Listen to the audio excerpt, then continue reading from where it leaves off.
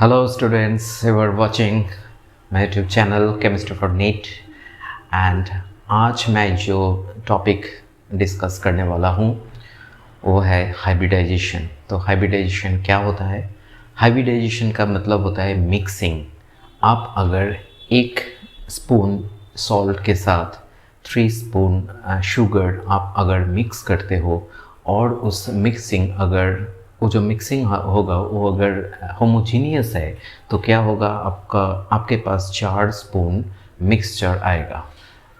If this mixing is homogeneous then क्या होगा, वो जो 4 स्पून मिक्सचर आपके पास है उसमें 1 स्पून अगर आप लोगे तो उसका 1 पार्ट होगा सॉल्ट एंड 3 पार्ट होगा शुगर, क्योंकि हमने 1 स्पून सॉल्ट के साथ 3 स्पून शुगर मिलाया है।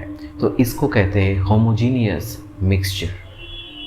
ऐसे ही जब एटम्स मिलते हैं एक दूसरे से तब क्या होता है, मिक्स्ड एटम मिलते हैं, मतलब कि एटम के जो ऑर्बिटल्स होते हैं ऑर्बिटल के साथ जब मिलते हैं तब जो ऑर्बिटल्स आते हैं उसको कहते हैं मिक्स्ड ऑर्बिटल्स और हाइब्रिडाइज्ड ऑर्बिटल्स।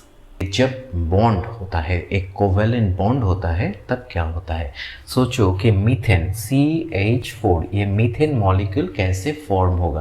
पहले तो ये कहा गया था कि इलेक्ट्रॉन्स पेयर्ड होता है। कार्बन के आउटर मोस्ट शेल में 4 इलेक्ट्रॉन है, ये है लुईस डॉट स्ट्रक्चर। ये अगर हम ड्रॉ करें तो कार्बन के चारों तरफ 4 अनपेयर्ड इलेक्ट्रॉन है। ये कहाँ है, इसका आउटर मोस्ट शेल में है। That is these 4 electrons are valence electrons of carbon।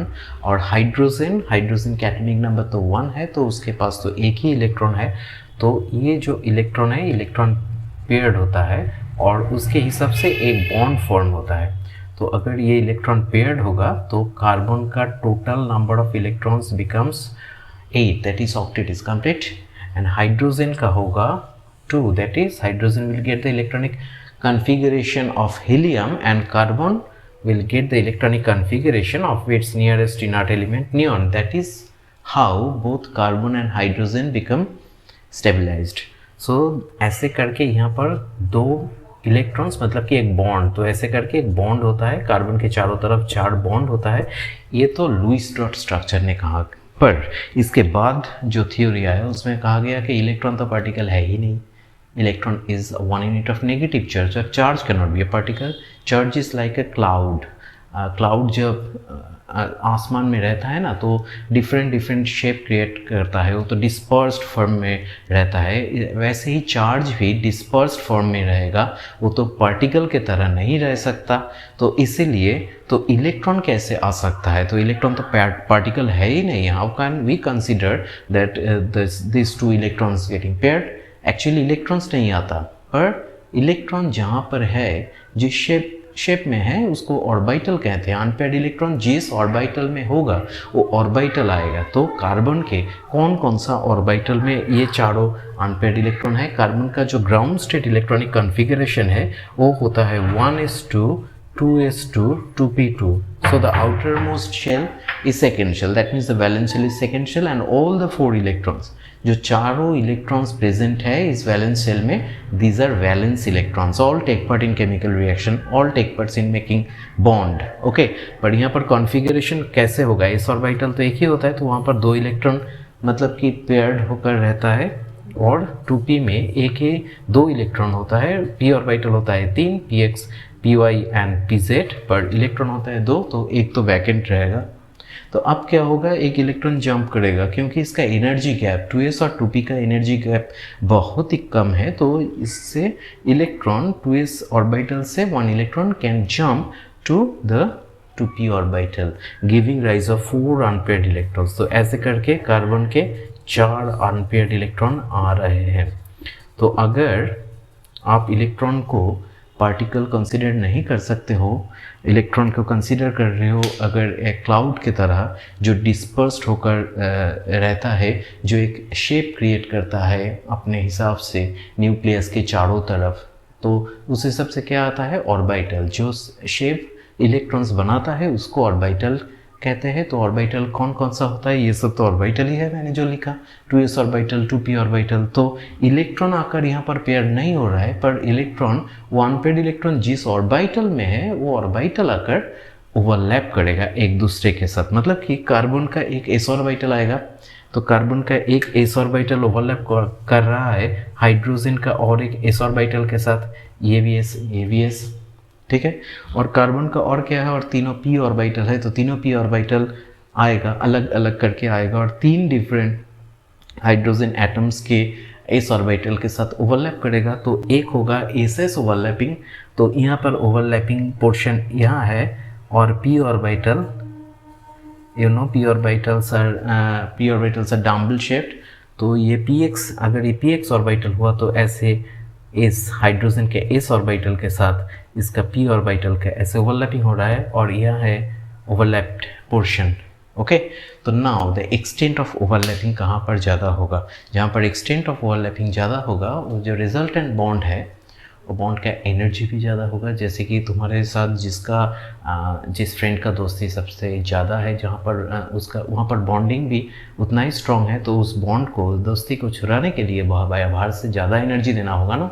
तो ऐसे ही यहाँ पर ओवरलैपिंग अगर ज़्यादा होगा तो उसका resultant bond, extent of overlapping जो ज़्यादा है तो रिजल्टेंट बॉन्ड भी स्ट्रॉन्ग ही होगा, तो बॉन्ड एनर्जी भी ज़्यादा होगा। तो हम देख रहे हैं इन case of methane only one ss overlapping is there and the other 3 are sp overlapping। अब देखो कहाँ पर एक्सटेंट ऑफ ओवरलैपिंग ज़्यादा होना चाहिए। यहाँ पर तुमको इमेजिन करना है, ये जो सेंटर है, सेंटर में न्यूक्लियस है, पॉजिटिव चार्ज, तो s ऑर्बिटल ज़्यादा दूर तक ओवरलैपिंग नहीं कर सकेगा, क्योंकि वहाँ पर inter nuclear force of attraction, ये इसका जो न्यूक्लियस और इसका जो न्यूक्लियस है, inter nuclear force of attraction ज़्यादा होता है, क्योंकि डिस्टेंस कम होता है, तो बहुत दूर तक वो अपने पास तो नहीं आ सकेगा। इसीलिए extent of overlapping will be less in case of SS overlapping, but in case of SP overlapping जो पी ऑर्बिटल है उसका न्यूक्लियस इधर है, और जो एस ऑर्बिटल है इसका न्यूक्लियस इधर है, तो एस ऑर्बिटल और पी ऑर्बिटल्स वो तो बहुत ज़्यादा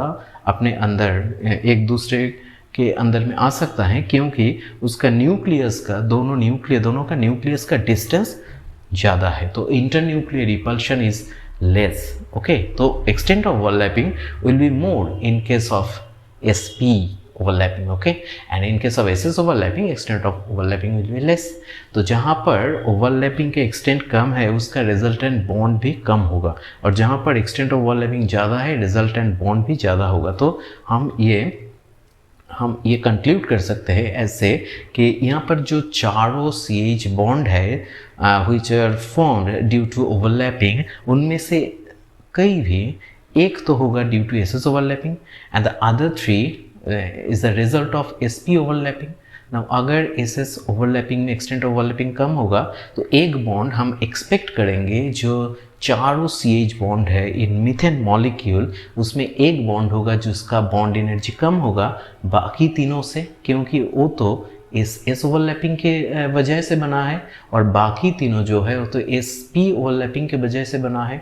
ठीक है, तो we can expect that all the CH bonds will not be energetically equivalent, but one of them will have less energy than the other 3. But in fact, practically, it was observed that all the 4 CH bonds in methane molecule are energetically equivalent, just equivalent. That is, all the CH bonds have same bond energy. आप देख रहे हो my YouTube channel chemistry for NEET, और आज जो मैं topic discuss करने जा रहा हूँ वो है हाइब्रिडाइजेशन। तो हाइब्रिडेशन क्या होता है? हाइब्रिडाइजेशन ये जो टॉपिक है ये केमिकल बॉन्डिंग का जो कोवेलेंट कंपाउंड का फॉर्मेशन है, फॉर्मेशन का एक जो कह सकते हो एक जो मैकेनिज्म है वो है दिस हाइब्रिडाइजेशन प्रोसेस। इसको आप वैलेंस बॉन्ड थ्योरी भी कह सकते हो। तो इस वैलेंस बॉन्ड थ्योरी में और हाइब्रिडाइजेशन थ्योरी में क्या आता है कि जब एक कोवेलेंट कंपाउंड और जब एक कोवेलेंट मॉलिक्यूल फॉर्म होगा, in the very beginning of the formation of a covalent molecule or covalent compound, at the very beginning क्या होगा, उसका जो सेंट्रल एटम है, सेंट्रल एटम के जो आउटर मोस्ट शेल है, आउटर मोस्ट शेल में जितने ऑर्बिटल्स है उस ऑर्बिटल्स में थोड़ा रीअरेंजमेंट होगा. Okay, after that rearrangement those orbitals in which the valence electrons or the unpaired electrons are present, उस ऑर्बिटल का मिक्सिंग होगा. मिक्स्ड होकर सेम नंबर का, मिक्सिंग के बाद सेम नंबर का मिक्स्ड ऑर्बिटल आएगा. तो this mixing is called hybridisation. तो कैसे होता है और देखते हैं. अगर आप मीथेन के फॉर्मेशन करते हो CH4, तो मीथेन में सेंट्रल एटम कौन है? कार्बन. कार्बन का इलेक्ट्रॉनिक कॉन्फ़िगरेशन होता है 1s2 2s2 2p2.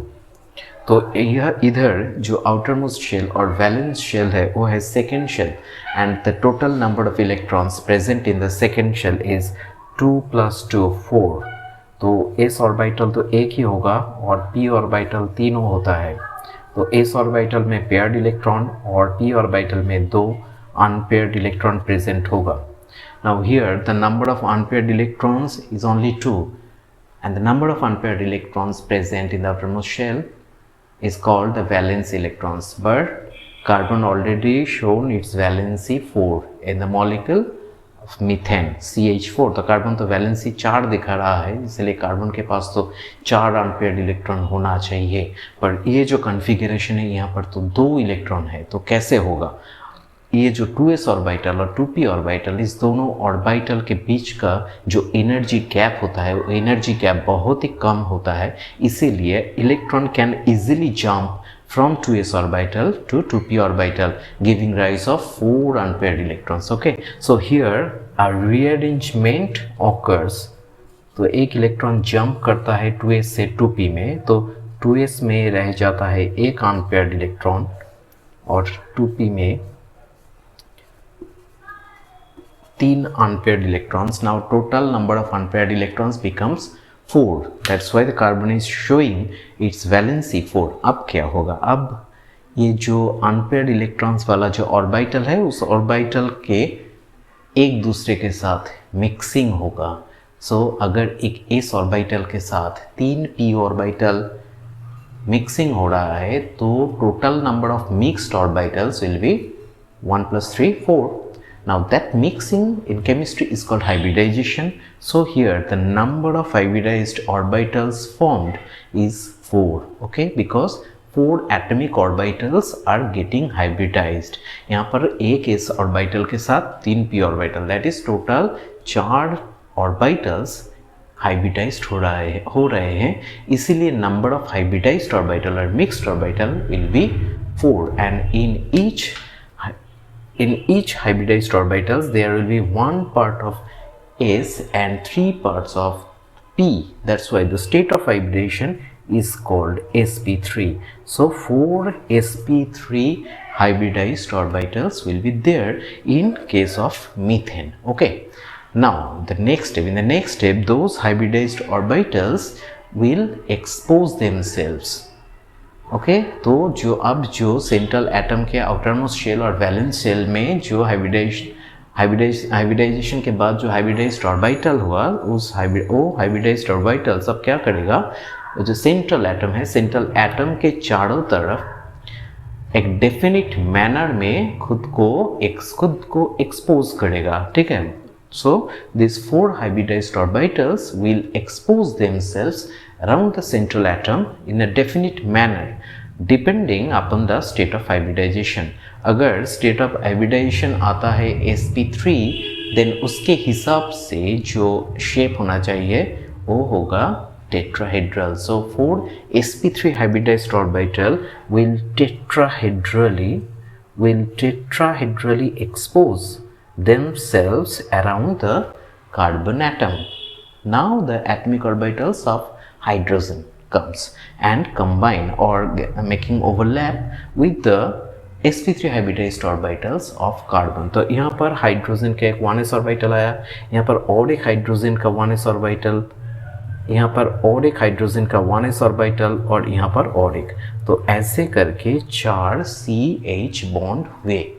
ओके, तो इसको अगर आप जोड़ दो तो ये जो शेप आएगा वो शेप को टेट्राहेड्रल कहते हैं। टेट्राहेड्रल मतलब कि उसका चारों प्लेन होता है, यहाँ पर 1 2 पीछे 1 3 और नीचे 1 होगा, तो टोटल 4 ऐसे करके यहाँ पर carbon, hydrogen, hydrogen, hydrogen, hydrogen, और इसको अगर जोड़ रहे हो तो यहाँ पर टेट्राहेड्रल शेप आता है। और टेट्राहेड्रल शेप में जो बॉन्ड एंगल होता है, बॉन्ड एंगल मतलब कि यहाँ पर जो एंगल बना है, दो बॉन्ड के बीच जो एंगल बना है, किसी भी दो बॉन्ड के बीच, यहाँ भी ले सकते हो, यहाँ पर भी और यहाँ पर भी और यहाँ पर भी, सब एंगल सेम होता है और उस एंगल का वैल्यू होता है 109 degree 28 minute for a perfect tetrahedral. मैंने परफेक्ट क्यों बताया, इसका डिस्कशन तो बाद में होगा। पहले